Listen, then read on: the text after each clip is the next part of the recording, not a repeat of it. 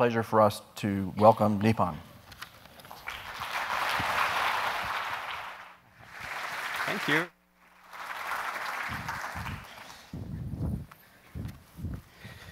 Hi. Good morning. It's very early morning in my time zone. Delighted to be here. I want to talk about this idea of be selfish, be generous. This was actually a billboard in the Silicon Valley. It was up only for a day. And then they realized you can't really commercialize the Dalai Lama, so they took away the logos. But I really liked it. On the face of it, it seems like a paradox. How can you be selfish if I have like 5 pencils and I give you 2 of them, I have 2 less? And how is that in my best interest to be generous like that? And I think that's true if your worldview of generosity and in general is very outward driven. But as soon as you take the inner experience of something like that, the whole calculus changes.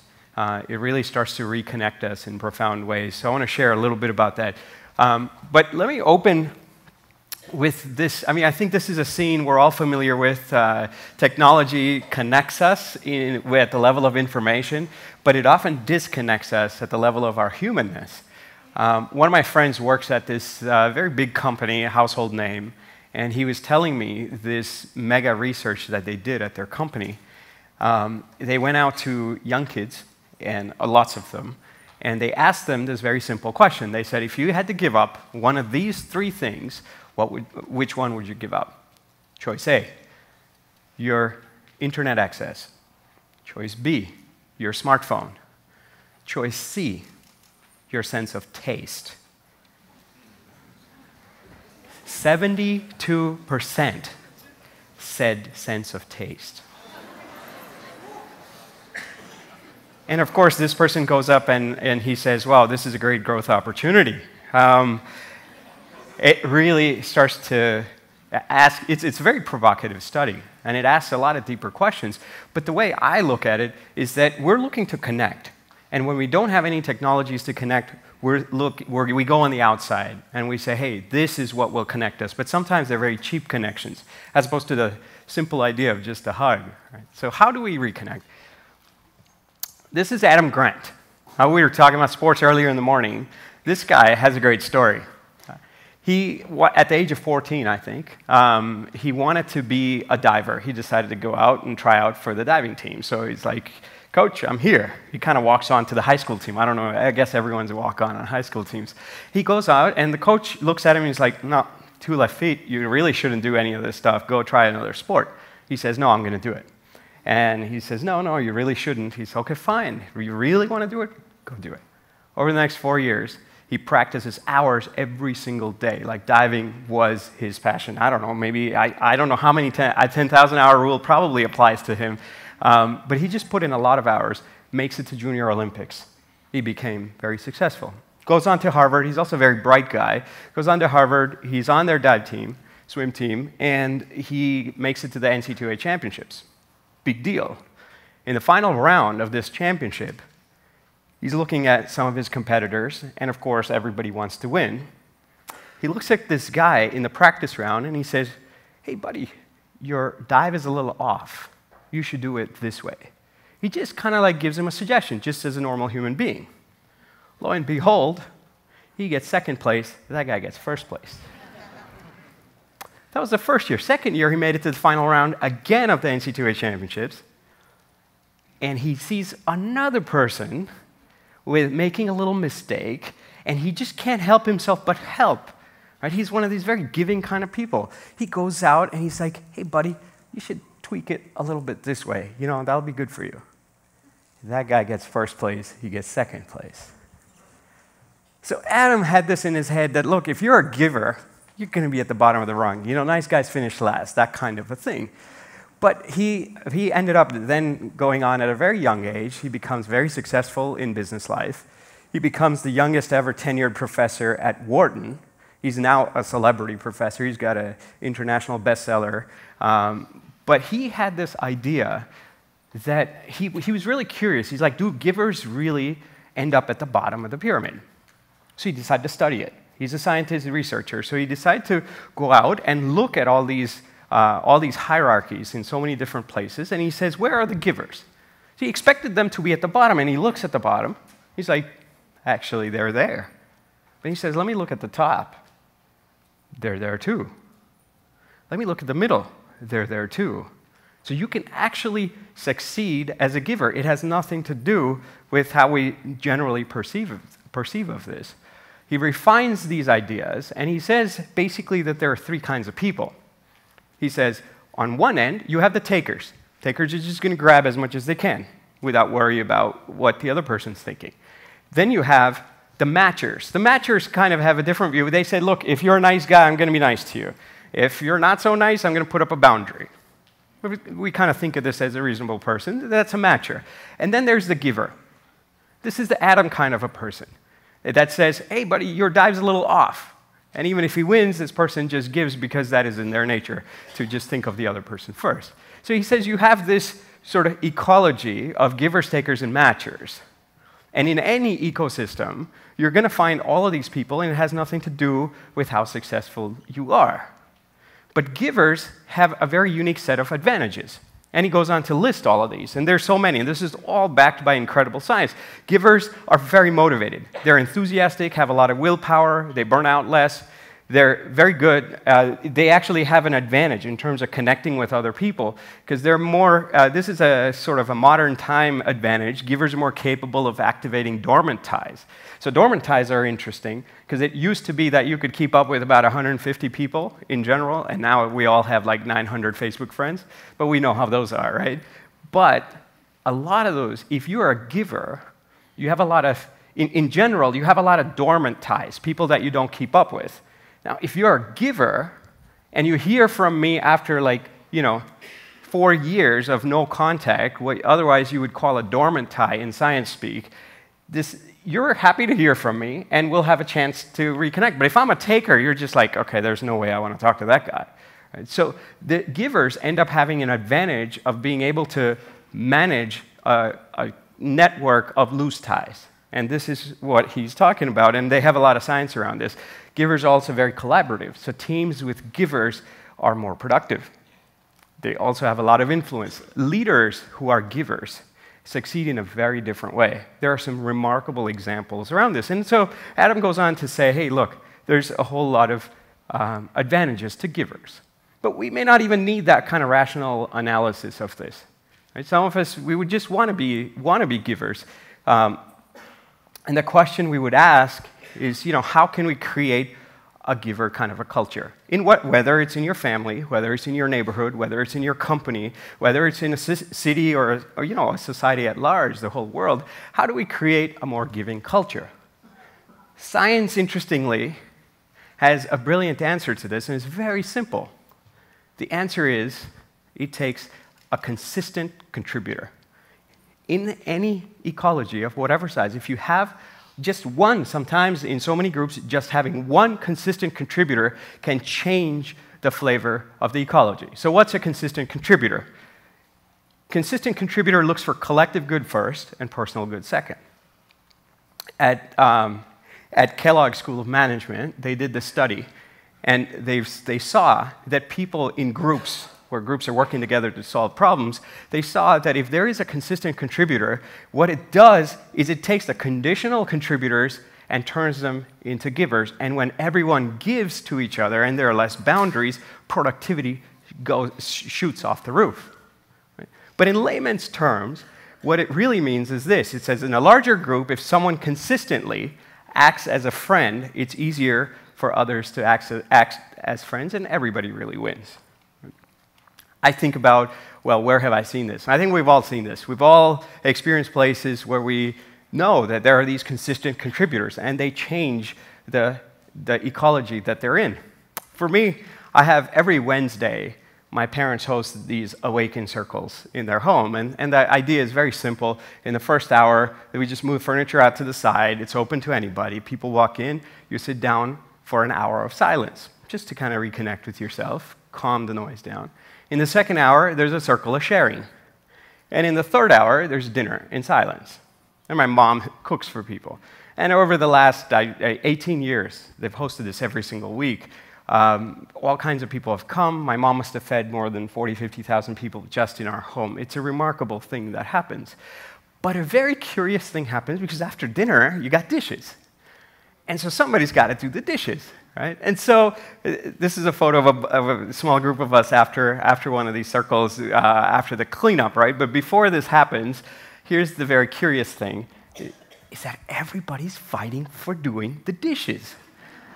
And the husbands are like, wait, my wife doesn't do this at home. Wives are like, how come my husband doesn't do this at home? And here he wants to like beat everybody to do the dishes. It's because there's these consistent contributors. So as soon as you have a couple people, even one person, that says, I'm going to do the dishes no matter what, man, that's it, I got it covered, then all the conditional contributors start saying, oh, wait, yeah, I want in too, and everybody does it. And the more that everybody does it, it really starts to, it no longer feels like a chore, it's like an offering, it's like something everybody wants to do. Right? And this kind of a thing, we see, science shows this in many different ways, but I think we all have this experience. So ultimately, this is what we want. To go from, you're going to have an ecology of takers, matchers, and givers, but how can we have more givers? How can we go towards more giving? What we have, this is what we want. What we have, though, is a very different story. Right? Way back in the days, in our indigenous cultures all over the world, we had this thing called, well, let me start with this first. This is what we have. This is Reid Hoffman. Reid Hoffman, CEO of LinkedIn. He had this beautiful quote in the Wall, well, I don't know if it's beautiful or not, but he had this very jarring quote in the Wall Street Journal, and it went like this. It says, social networks do best when they tap into one of the 7 deadly sins. Facebook is ego, Zynga is sloth, LinkedIn, his own company, is greed. And you look at this and you say, wow, we could do better than this. Right? What about the 7 amazing virtues? Right? How can we, but this is what we have. These are the people who are running these things that we're all a part of, are telling us this kind of thing. So what we used to have way back in the days is a gift culture in indigenous societies around the world. Then we started to go into barter. And this is this exchange. Then we had commerce. And each had their unique set of advantages. And then we have this thing called a casino, where you're just gambling and trading. And we look at that and say, well, not much of the world is actually a casino. But really, if you look at the numbers, it's amazing. Like the money that we use to get coffee and bananas, which I got this morning, and that's like a very minuscule percentage of the large part of our money system. Here's a little graphic, which is very interesting. This shows, this is the number of trades on a particular stock. And on the bottom axis, you have the hours that the market is open. This is just on one particular day. And this, as you can see in your bottom left, there's a little counter, and it's ticking forward. This is the date. So in 2007, this stock is being traded these many times in a particular day. If we think about, like, Native Americans, for example, have this idea of the 7th generation. So before you make any design decision, you say, how is this going to affect 7 generations down the road? 7 generations. These things are becoming so quick, so snappy. Now they have this thing called high-frequency trading. Michael Lewis wrote a whole book called Flash Boys on this. High-frequency trading is like this thing that's like in a snap of a second, you have millions and millions of trade in one particular stock even. And what kind of a situation is that? So here we're just in 2009, and you already see it rising. This rises to a point where, and you'll see this shortly, this rises to a point where the EU actually passed a law that said, please hold on to your stocks, not for 7 generations, not for 7 years, not for 7 months, not even for 7 minutes or 7 seconds. They passed a law that says you have to hold on to a stock for at least half a second. Right? Half a second. So take a look. I think this just goes, you can see, and post, I think this goes up to 2013, and post that, it goes even crazier. Look at that.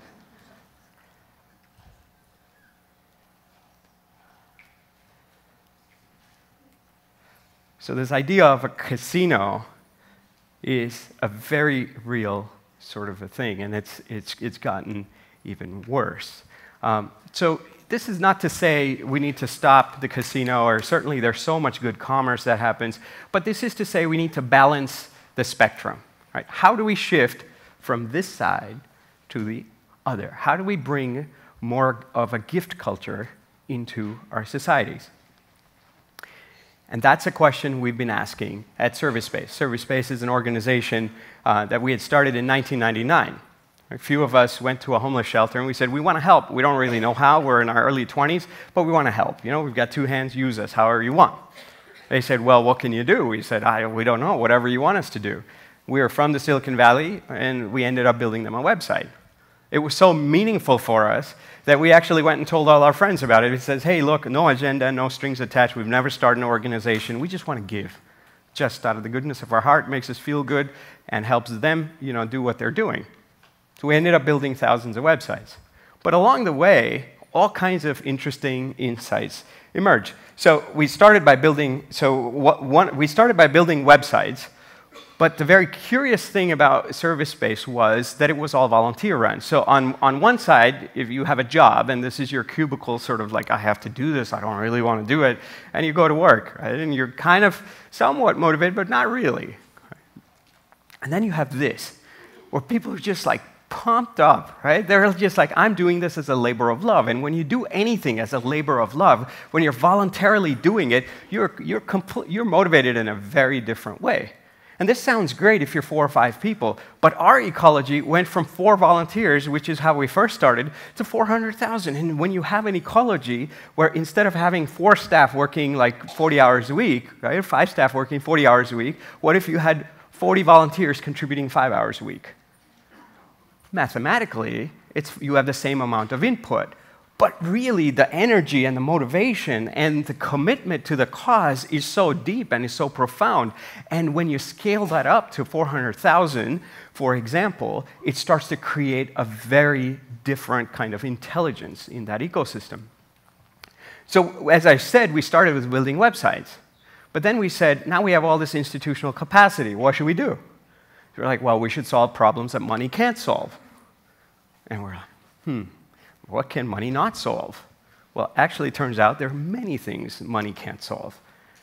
For example, good news. Right? Why does CNN not cover good news? Not profitable. Right? If somebody says, "Oh, alarm! There's a bomb going off in the other room," we'd all be like, completely on edge. But if someone says, "Oh, yeah, hey, there's Nipun giving a hug in the other room," you'd be like, "All right, maybe. I want to listen to this guy." Right?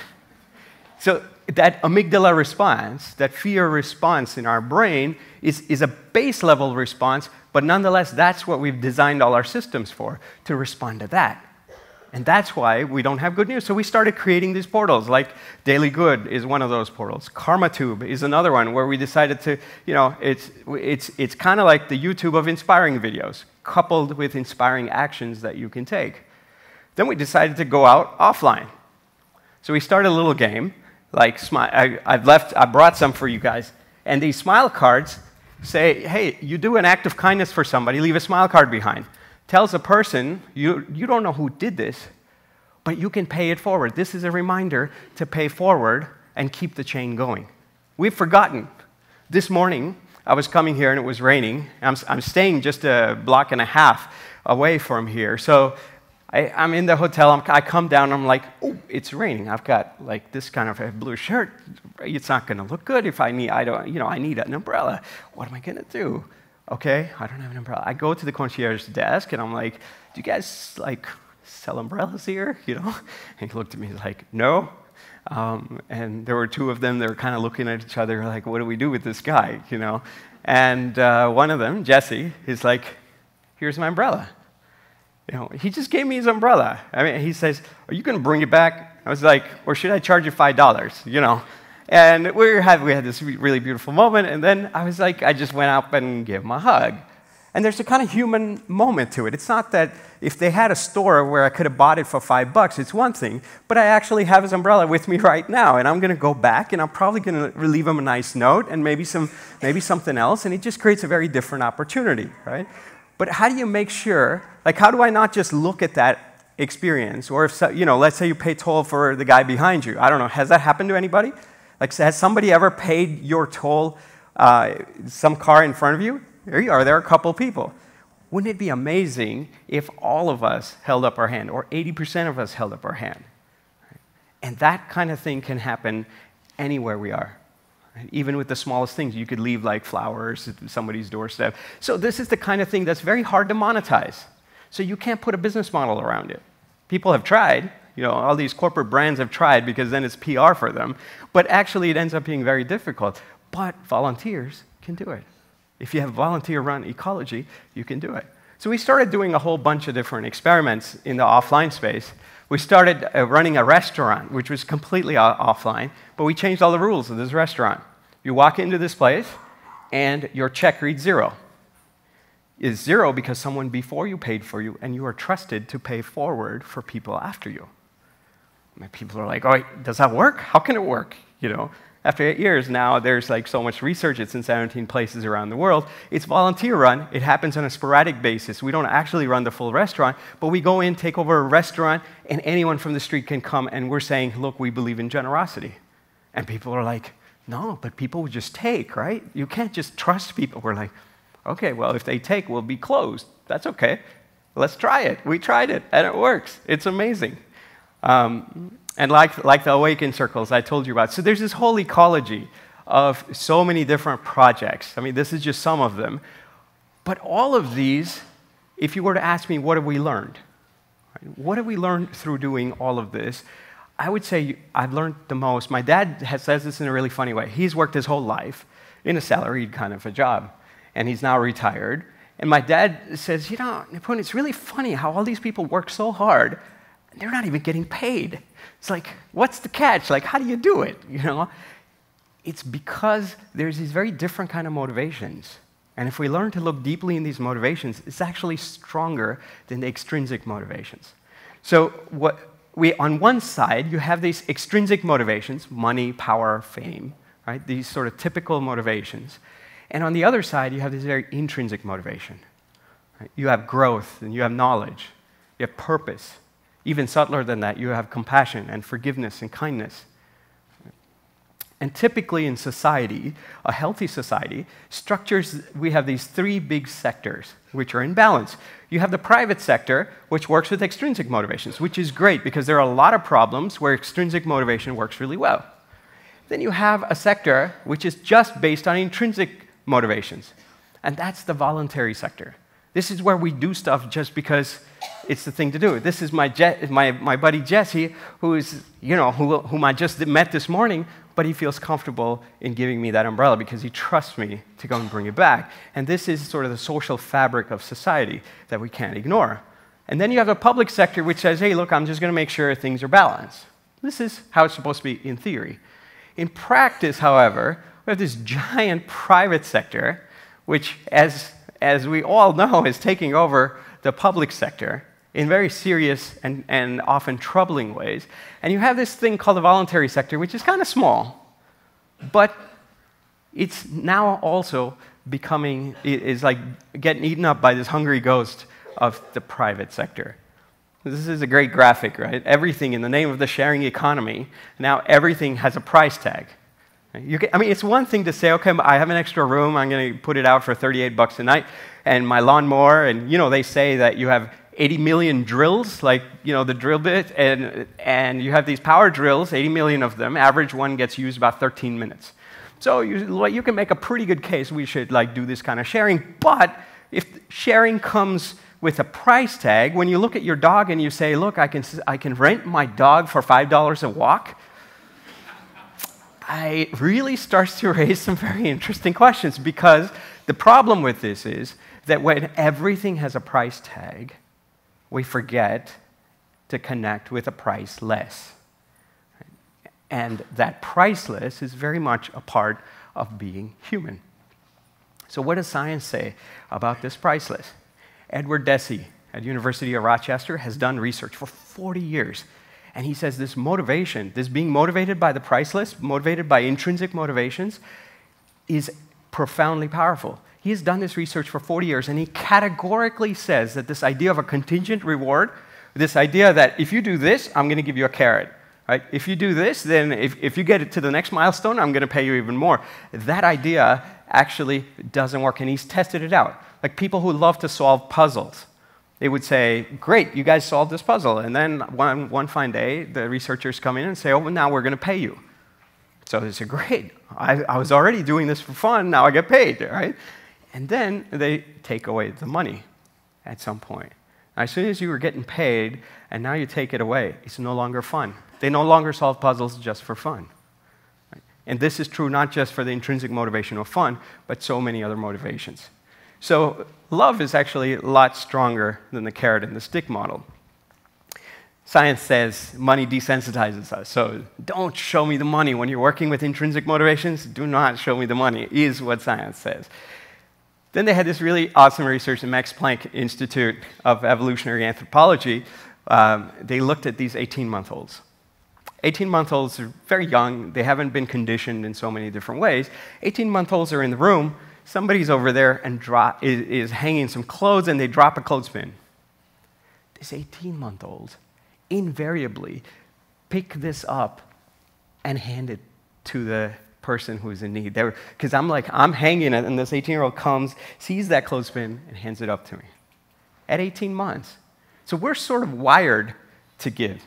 There's no real need for rewards. You're not telling them, look, if you do this, I'm going to give you a piece of candy. They're just doing it because they understand. They're intrinsically, they have that intelligence that we are fundamentally connected. In fact, we are wired to care. We see examples like this in society all the time. You have Microsoft Windows, which is a commercial sort of Microsoft operation, but then you had Linux, which rivaled Windows with an army of distributed volunteers. Right? And we just say, wow, how did these guys take on Microsoft Windows? And they really took it on. There are so many major websites in the world today that are operating on servers that use Linux. You look at Wikipedia, of course, very big example. Encyclopedia Britannica is nowhere on the horizon now. On Wikipedia alone, where people contribute voluntarily all these edits, they actually added up the micro edits that people take, and they put a timestamp on it, 100 million volunteer hours. Okay. Couchsurfing did that. People now can sleep on each other's couches when they go to different places, and starts to displace traditional institutions like Hilton. So if you look at a spectrum, on one side, on your left, you have extrinsic motivations. On your right, you have intrinsic motivations, and you have this spectrum. On the left, we have thousands and thousands and thousands of examples of institutions that are motivated by this extrinsic motivation. But on the right, we don't have enough examples. We have some. Alcoholics Anonymous, distributed, no central office, has been around. No one can even find the center. But we don't have enough.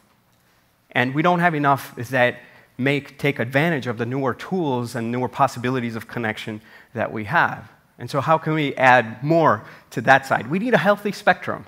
So how can we add more to that side? And this is where service-based becomes an ecosystem purely on the side of intrinsic motivation.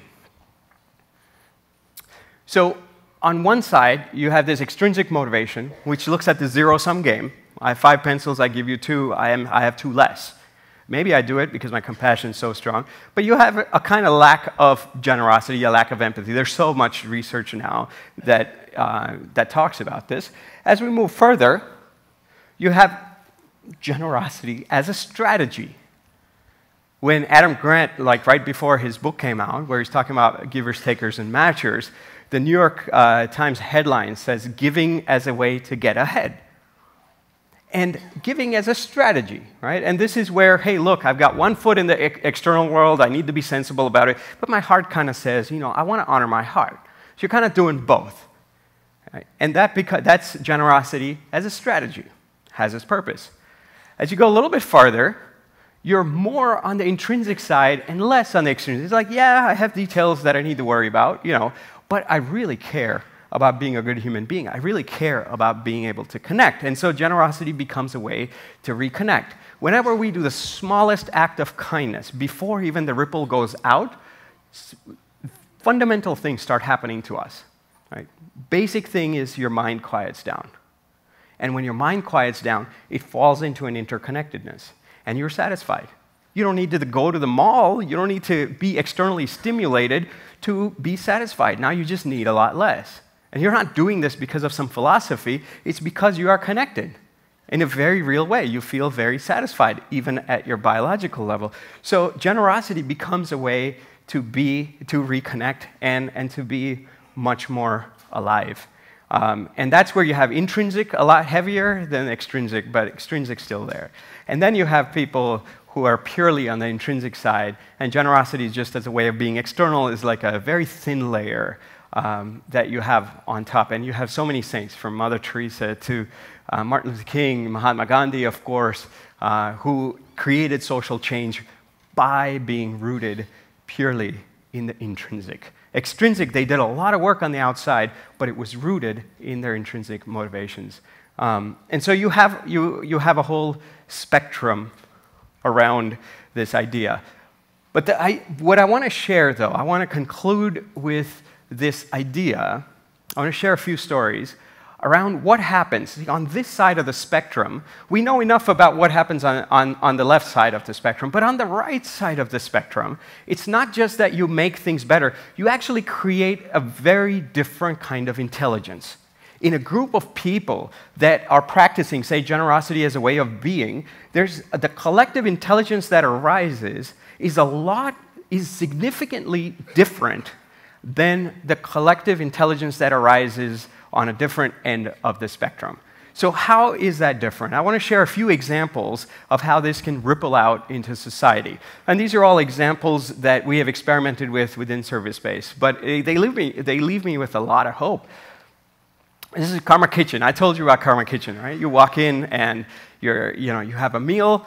Everyone's a volunteer. There's a kindness table on the side, and it just kind of like you look at the whole restaurant and nobody is paying for themselves. Someone before you has paid for you. You are invited to pay forward for people after you, whatever you want. And when you're trusted in that way, one question to ask is, well, does it work out financially? And the answer is yes. Not only that, now they have various studies, including a major one at UC Berkeley, where they showed that people are actually, the title of the study is paying more when paying for others. So we know that at that level. But that's not an interesting question. Right? That's like taking what happens here and saying, hey, does that work here? We say, yeah, it does. And we have ample studies to show that it works here. But what is interesting is what else happens here that doesn't happen on other ends of the spectrum. So one of my favorite stories was this guy walks in with a bunch of people, never been to Karma Kitchen, and he's kind of scratching his head. You're like, what is this? Like, everybody is trusted to pay forward. Everyone's happy. There's kind of this collective vibe. You know, in between, somebody will like offer a birthday song, and then someone will raise their hand, and it's like, I can sing it in Spanish. Someone else is, I can sing it in Tamil. And there's just this awesome sort of goodness, like as if we're all like very deeply connected, as if we're siblings and family. And he comes in, and he's like, this is interesting. And then they order, and he's like understanding the concept, still scratching his head a little bit. And then he goes up to the waiter. Waiter's wearing a Karma Kitchen shirt, who's a volunteer too. And he looks at his shirt and he's like, hey buddy, nice shirt. And he's like, okay, well, thank you.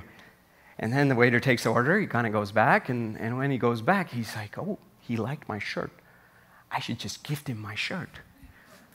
And see, these kinds of thoughts happen in a Karma Kitchen kind of space, right? So he comes up to me. I happen to be volunteering that day too. He's like, you have an extra shirt. I'm thinking, okay, he might have spilled something. So I'm like, yeah, I happen to have an extra shirt.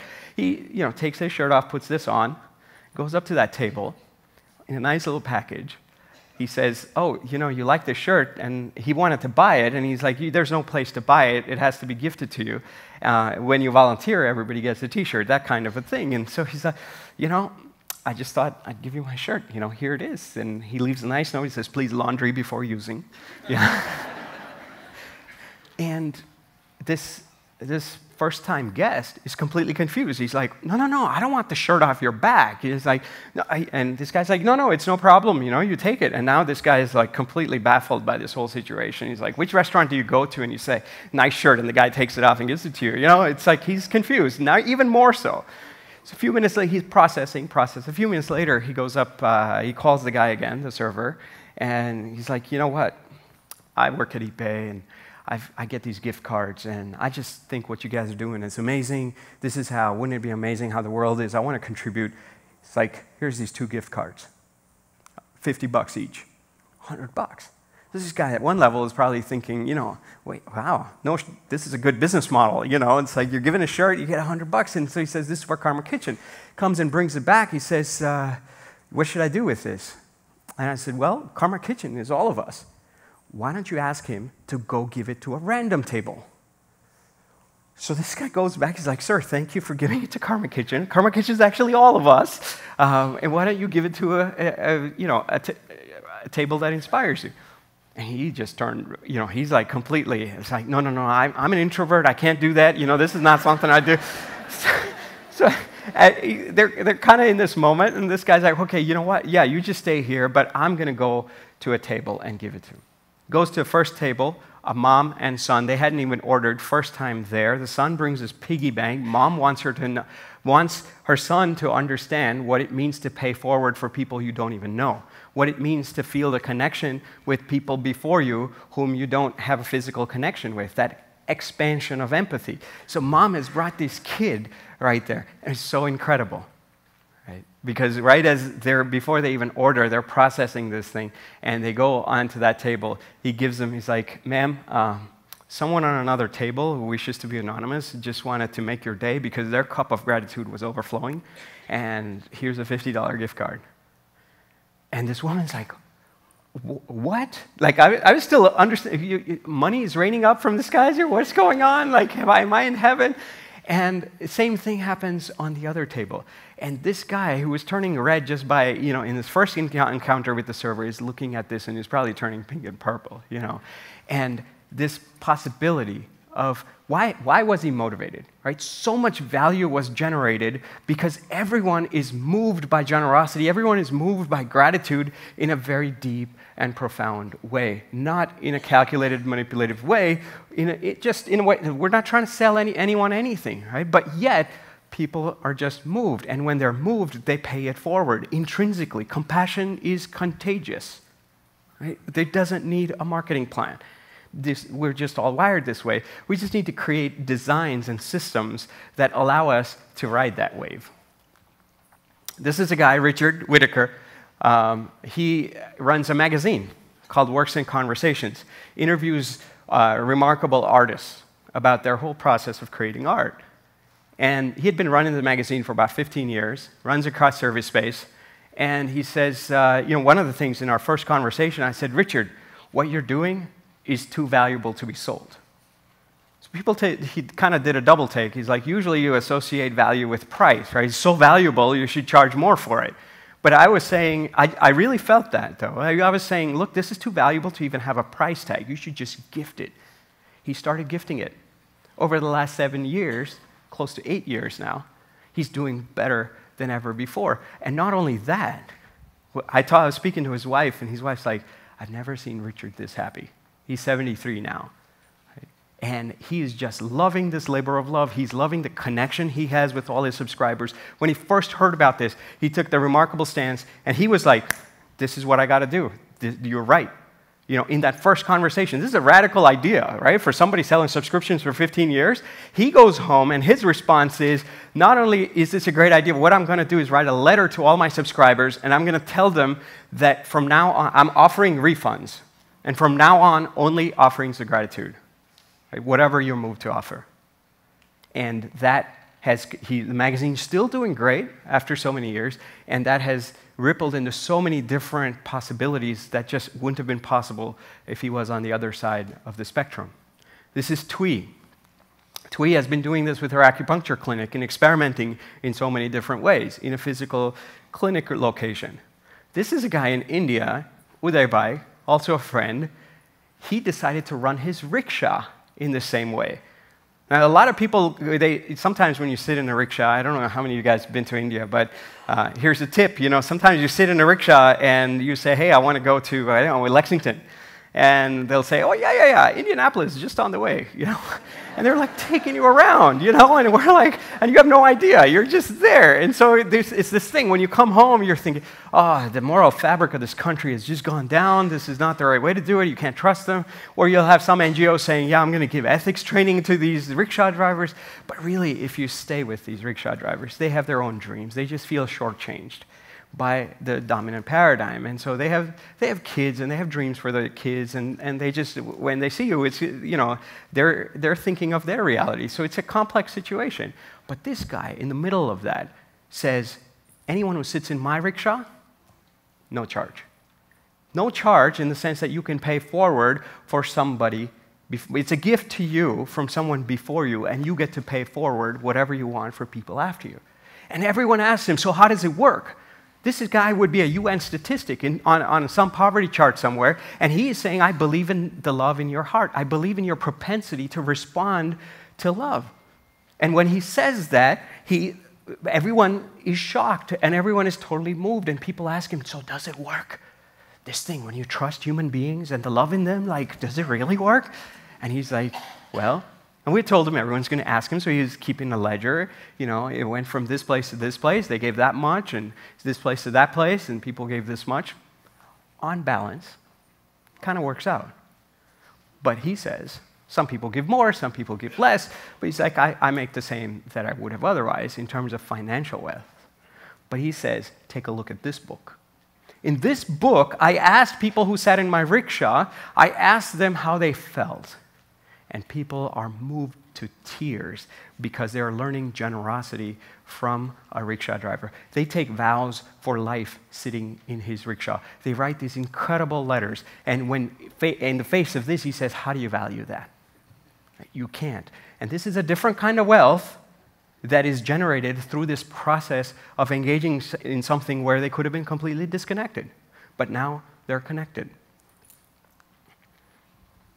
He's been all over the media. So generosity, to conclude, generosity helps us connect branch tips to the roots. How we all know about the branch tips, but so often if we're so fixated on just the branch tips, we forget that it takes a healthy root system, and it takes actually not just a healthy trunk, but a healthy root system. And not just a root system, a whole connection to the entire ecosystem, which we sometimes lose track of when we're just fixated on the branch tips. This is a photo post-Hurricane Katrina. Everything gone. Right? These are all houses. Right? This was a street that this girl used to live on, and everything is swept up. Except for one thing. These oak trees. I was in the back, and Hunter, who was doing the audio, shout out to Hunter, says, oh, this is the angel oak. He's like, it's from South Carolina. I know where it is. He says, it's like the oldest thing east of the Mississippi. What happens and what survived in Katrina and all over the place are these oak trees. And the reason why these oak trees survived is not just because they had deep roots, is because their roots were linked up with other roots, sometimes for over a network of 100 miles. And so imagine a little Katrina hurricane shaking me up here, and I'm like, oh, I need extra strength. I'm going to my roots. Roots say, I need extra strength. I'm going to my network that spans 100 miles. And it's like everyone is giving and taking. You're so much more resilient. It has lasted longer than anything else. And so this idea of doing these acts of kindness, it sounds like a very simple idea, but as soon as we do it, it helps us reconnect, not just to the branch tips and the leaves and the trunk that we see, but to something much more fundamental, and not just to ourselves, but our interconnection to other people. Giving is good for us, and it's good for the world. Be selfish, be generous. Thank you.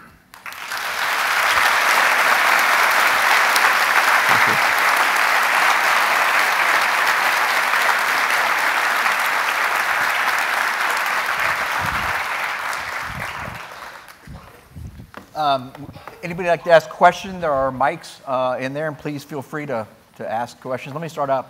A lot of what we were talking backstage, and a lot of what you're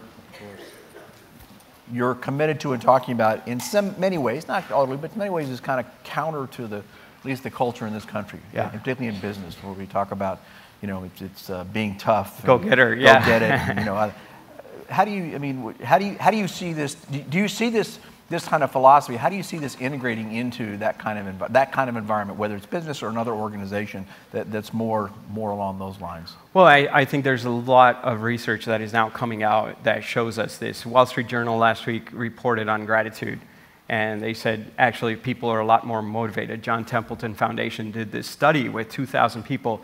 And they noticed that if your workplace is driven by appreciation and gratitude, people are a lot more motivated. Adam Grant's done so much work in terms of generosity and in terms of just equity in the workplace. So you see a lot of different examples. I think we're finding out that these human virtues that have been around, as old as hills, as Gandhi might say. We've just lost track of them in the short-sightedness, but it actually ends up being a great way to do what we're doing and just be far more effective. Okay. Yes, sir. Lots of questions. Please say who you are. Franklin is my name. I made an observation: without takers, how can there be givers? And a question: can you make takers into givers? Well, I think, can we transform ourselves? That's a question for us, I would say, because I don't know if I would categorize it the way Adam did. Adam said, when you have to write books, you have to sort of generalize, and I think Adam's response was there's 3 kinds of people. I would say there's 3 kinds of mindsets. We all have kind of a taking mindset. Sometimes that shows up. We have a giving mindset that shows up. We have a matching mindset that shows up. So how can we transform? Do you think we have the capacity to transform our taking mindset? In that mode, when we're in a taking mindset, do we have the capacity to transform into giving? And I think the answer is absolutely yes, we do. And so then you say, well, can my brother do that? Can my parents do that? Can my wife do that? Can the world do that? And I think yes. I don't think we need to shortchange ourselves in any way. And this is true of even things like forgiveness.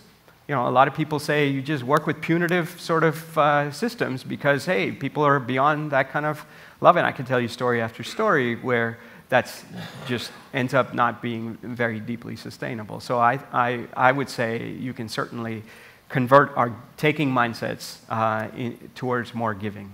Yes. Ebenezer.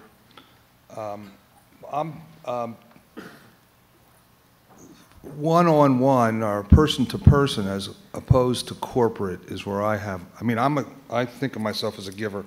I buy 2 passes, one for me and one for my guest every time I come. But it's a one-on-one thing. When I start getting into the corporate, and I do corporate as well, but there's a trust issue. When somebody gives you an umbrella or you pay forward, it's a one-on-one. Yeah. It's much more difficult to give to a charity where you believe that 68% of it's going to go to the fundraisers. And how do you get past that? I want it to be an original religious experience as opposed to a corporate manipulation. And I think that insight alone is a profound shift in our design principles. That insight that actually if we are more connected to each other and not have these layers of abstraction, you're going to respond to these virtues in a very profound way. I think what has changed over the last few years, over the last 15 years, I would say, we call it the Gandhi 3.0 model. So Gandhi 1.0 is one to many, one of Gandhi and many of us. And in India, you actually had Gandhi's spiritual successor was a guy who did the same work, but he did it in a very different way. He just walked from village to village. He did one-to-one. And that is sort of the second version. And what Gandhi and Vinoba talked about, which is the 3.0 model, which we see now in so many places, is many to many. It's not just me going or some person who is a saintly person going in a one-to-one way. How do you create many-to-many networks? And those are incredibly powerful. Now, we have seen the power of this with many, trillions of dollars of commerce. So we've seen it for profit. We've seen it for protest, but we haven't seen it for love. And that's the possibility in front of us. Yes, sir. Yeah, hi, my name's Jens Heinemann. I teach computer science at Kentucky State University. And of course, I loved your Linux example because I was lucky enough to actually live through it. Yeah. That's great. And it was, of course, a brilliant hack of something that actually appeals to greed, which is copyright, and just flipping that around. Yeah. So, and coming back to my predecessor who said, can we turn takers into givers? So Bill Gates is also a pretty good example of a taker that turned into a giver now that he's become filthy rich. Yeah. And some of his gifts are really intrinsically great, like the quest to eradicate malaria. Looking at his work in education, however, it's different. This gift comes with strings attached because his vision of what education is certainly not my vision of what education is. Right. So, problem is, can we maybe use your model to hack this like they hacked copyright in the Linux case, to basically say, hey, Bill, yeah, great, thanks, great gift, but I'm going to do something with it that you didn't even imagine I would be doing with it. Yeah, I mean, I think that's the hope. I think that's where you can use that sort of generosity as a strategy to shift people towards that side of the spectrum. And I think once anyone who goes there, they put one foot there, they'll be like, oh, there's a lot more to this. You just didn't realize. It's like a flashlight principle, right? Where if you're pointing it from A through Z, you're not going to see B either. But if you just look down and take the next step, you're going to see B and then C, and all likelihood to get to Z. So I think it's possible. I think giving without no strings attached just gives you a very different engagement. How I'm connected to Jesse, who gave me the umbrella, is incredible. That if I paid him $5 for it or $10 for it, it just wouldn't be the same. And I think it becomes very obvious, but it's not obvious if you just theorize about it. You have to be the change. And so that's why I brought some smile cards. I hope all of you guys take at least one or two and let that ripple go out, Let me also just, before I get to this question, that's one of the things when we talk about in what we've talked about earlier, this notion of embracing the danger of new ideas. I mean, then embracing is important because it's like not just be willing to do it, but embrace it, totally. Welcome it, totally. Yes, sir. And embracing it in this case means going out and doing, not just intellectualizing it. Yes. Hi. Introduce yourself, please. Sorry? Introduce yourself. Oh, hello. I'm Antonio from more traditional high school. But my question is, we started off with gifts and barter and went to commerce and such. Would we be able to back away from an economic society and go to a more resource-based society, even though we have the knowledge of economy and these different legal aspects and enforcements behind the system? Yeah. I think you can, and there's many examples of people who do that. So money as a system is not very old. Money as a tender, we know it, 120 years or so. And it has a serious design flaw. Those who study money will tell you that. And the design flaw is it's very top down. And so it doesn't allow for so many complementary currencies to emerge. So it functioned in a certain way. Top-down systems are very good in terms of efficiency. They're very bad in terms of resiliency. So when you have systems that gravitate towards more and more and more efficiency, if that's their organizing principle, they don't become very resilient. So what you need is a balance of those things. So countries like Brazil recognize this. They said, we need to have a lot more complementary local currencies that have nothing to do with the centralized currency. And so you have centralization and decentralization. And so there's a lot of different possibilities that are open to us, but we just need to kind of walk into those spaces with courage and an open mind and see where it works. And if you really start looking in all fields, you're seeing a kind of a new solution set that previously wasn't even We explored. can get all three questions if you all go very quickly. Go ahead. Todd from Force Giant, and I'm a parent, and I was thinking about that story in Karma Kitchen about the mother who brought the child, and it's just really awesome to even just think about like how that affected him just as a child, like learning about generosity. Do you have any other thoughts on kids like that are young, just like how do we kind of bring them up in this mentality of generosity? I would actually flip it and I would say, how can you learn generosity and compassion from your child? Because they're very wired to be behaving in that way. So research actually says, a lot of education, a lot of people in all kinds of institutions and parents are asking this question, how can I raise a compassionate child? And turns out that research says you can't really teach compassion. Can you teach compassion? You can't. But what you can do is create the field so that the seeds sprout by themselves. It's sort of instead of a manufacturing metaphor, it's more a gardening metaphor, where you plant the seeds and you allow it to come up.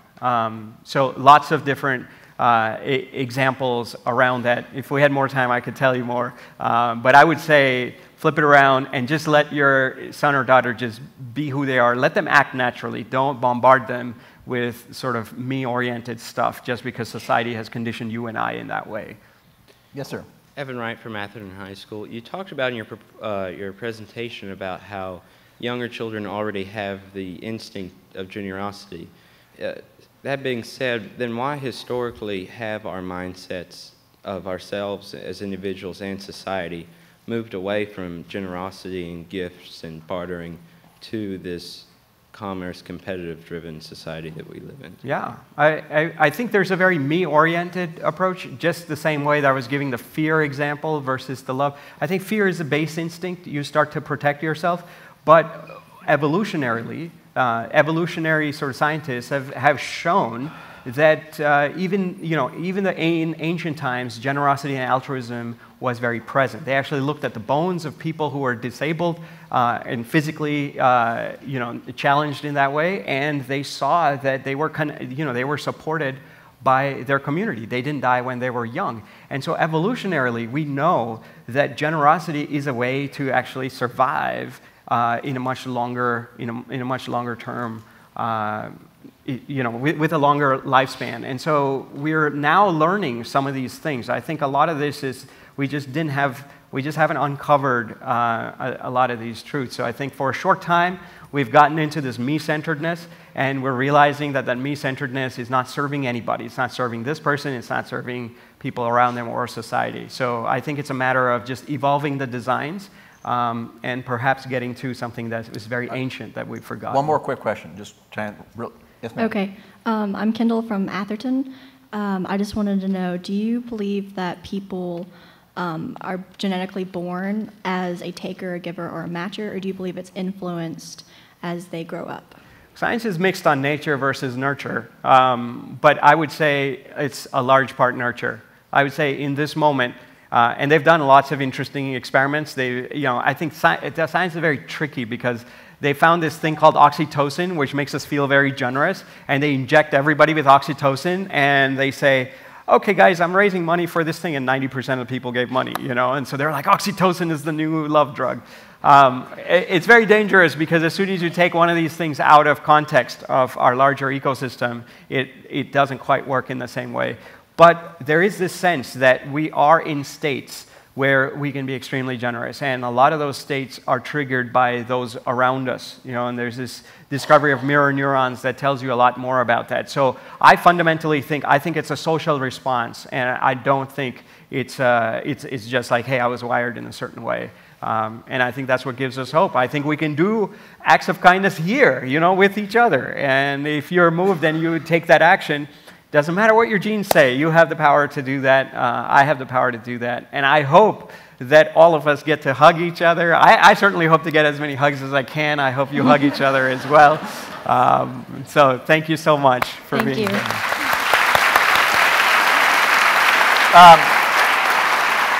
Real quickly, lunch is downstairs. We have a half-hour break. You're welcome. This whole festival is designed for you to bring your lunch back in here and eat it during the next session if you want to, so you don't have to shove it down your throats in a half an hour. If you want to eat it quickly, you can. We'll reconvene back here at noon. And just saying, Nipun will be here for several days. Yes, I will. That's great.